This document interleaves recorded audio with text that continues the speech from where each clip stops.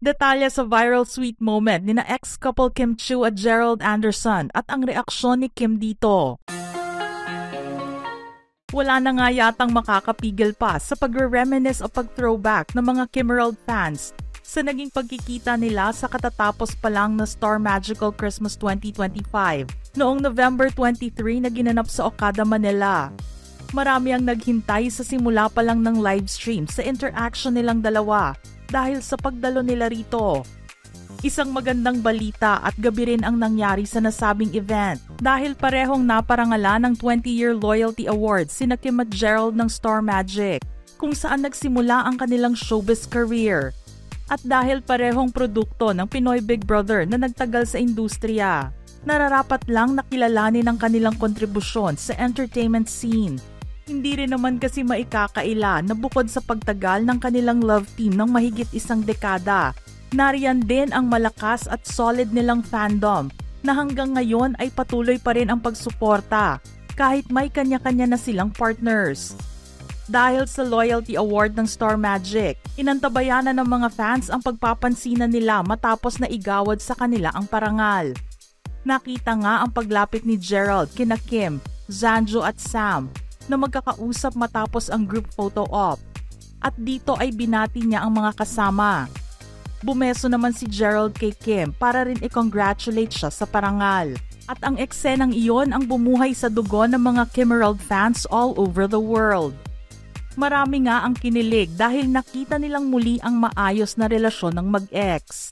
Tila nagkaroon ng mini reunion sa Star Magical Christmas dahil sa pagkikita nilang dalawa. Mahigit 2 dekada na nga ang lumipas sa pagsikat ng kanilang love team na nabuo rin sa loob ng bahay ni Kuya na itinuloy ng ABS-CBN management sa labas. Gayunpaman nang makarating kay Kim ang balitang pinagkakaguluhan ang pagkikita nila ni Gerald at pagtanggap nila ng loyalty award. Agad-agad naman itong naglabas ng kanyang reaksyon sa social media. Ani sa post ni Kim, "Nakakaloka yung feed ko kung makapag-relapse akala mo talaga di tayo niloko 15 years ago." Prangkang sinagot at binasag ng aktres ang delusyon ng mga fans nila na muling kinilig sa pagkikita nila ni Gerald. Marami sa mga netizens ang natuwa sa larong pagsagot ni Kim at nagtatawanan ng mga ito sa kabibuhan ng aktres. May ilan naman ang nagsabing baka silang ang dalawa ang endgame at baka masundan pa raw ang love story nila sa hinaharap. Iyon nga lang, sinabi na rin ni Kim noon na hindi siya nakikipagbalikan sa ex. So para sa mga umaasa dyan, mukhang wala na talagang chance na makita pa silang magkasama. Posible siguro kung mabibigyan sila ng proyekto na magkasama dahil civil naman sila sa isa't isa. Pero kung pag-ibig ang pag-uusapan, sinarado na ni Kim ang kanyang pintuan sa paksang yan. Very nostalgic nga naman kasi na makita silang muli sa iisang venue na magkasama at tumanggap pa ng award. Unang tinawag si Gerald at panghuli naman si Kim na siya ring nag-iisang babae sa batch ng loyalty awardees ngayong taon.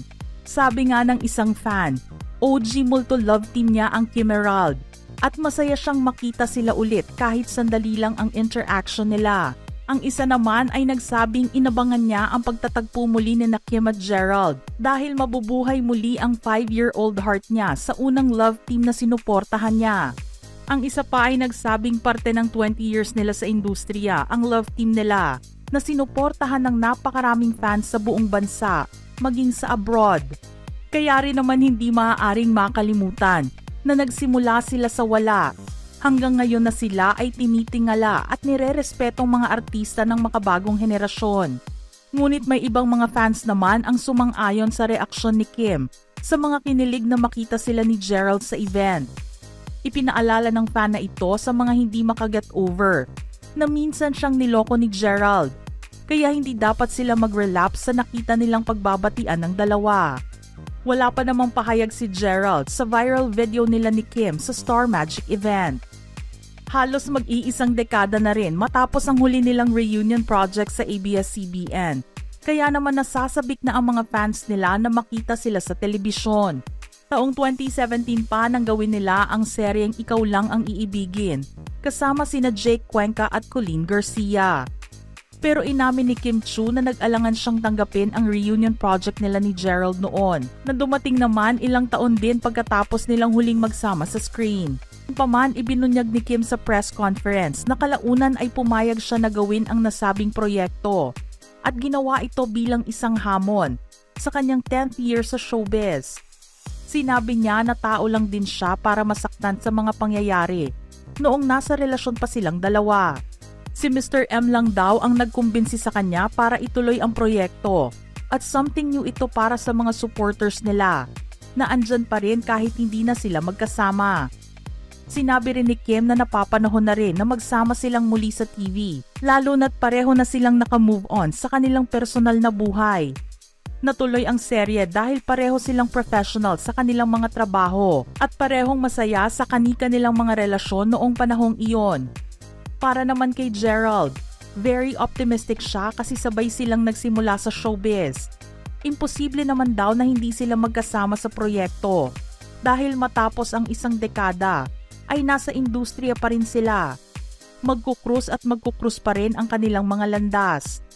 Dagdag pa ni Gerald, ang pagsasama nila sa iisang serye, ang paraan nila para pasalamatan ang kanilang mga fans na walang sawa ang suporta sa kanila simula pa noong unang araw nila sa showbiz. Ang reality show na Pinoy Big Brother nga ang nagbigay daan sa kanila para baguhin ang kanilang kapalaran at subukan ng pag-aartista. Naging mabilis ang pagsikat nilang dalawa dahil nakita ang chemistry nila both on and off screen. Pero naging isang malaking issue ang paghihiwalay nila bilang mag-boyfriend-girlfriend dahil sa sinasabing cheating issue ni Gerald. Aminado naman si Kim noon na umikot lang ang mundo niya kay Gerald at naging clingy siya rito dahil umalis ang ama niya noong panahong iyon. Pero pareho naman nilang sinabi na mutual decision ng paghihiwalay nila at pagtapos sa kanilang relasyon. Ngunit nilinaw naman ni Gerald na siya ang immature sa kanilang relasyon at sobrang perfect na pagmamahal ang nakuha niya mula kay Kim at hindi niya ito binigyang halaga kaya sila nagkahiwalay. Sa ngayon nga ay very successful pa rin silang dalawa sa mga proyektong ginagawa nila.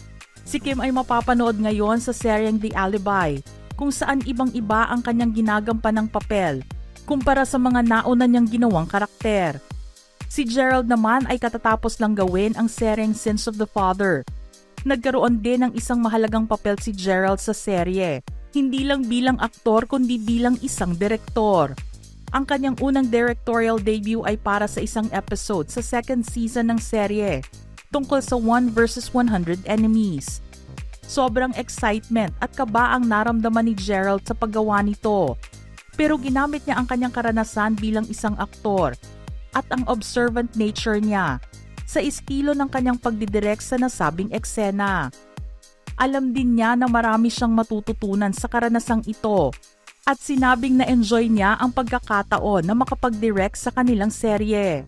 Looking forward na rin siya na gumawa pa ng mga directorial projects sa hinaharap, pero hindi na siya ang gaganap na artista. Bukod naman sa pagdidirect, pinasok na rin niya ang film production. Ang kanyang kumpanyang Third Floor Studios ay nakipagtulungan sa Reality MM Studios nina Dondon Monteverde at Eric Mati para sa 2025 Metro Manila Film Festival entry na Reconnect. Mga ka-showbiz peeps, ano naman ang inyong reaksyon sa ating istorya ngayon? Share your thoughts in the comments section below.